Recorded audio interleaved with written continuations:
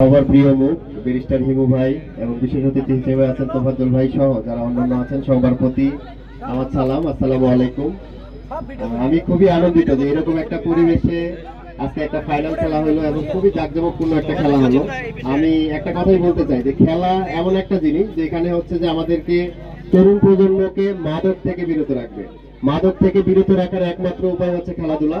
মেধা বিকাশের জন্য খেলাধুলার বিকল্প কোনো কিছু নাই। আমি অনুরোধ করব সবাই মাঠে আসবেন এবং মাদক থেকে দূরে থাকবেন। আমরা চাই যে ক্রিয়াকে হা বলি সবসময় এবং মাদক থেকে দূরে থাকি।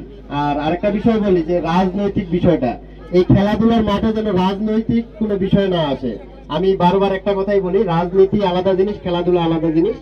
খেলাধুলায় আমরা মনোনিবেশ করব এবং মনকে ভালো রাখবো, সামনের তরুণ প্রজন্মকে উজ্জ্বল একটা ভবিষ্যৎ দিব, এই প্রত্যাশা রেখে আমি আমার সংক্ষিপ্ত বক্তব্য শেষ করছি। আসসালামু আলাইকুম।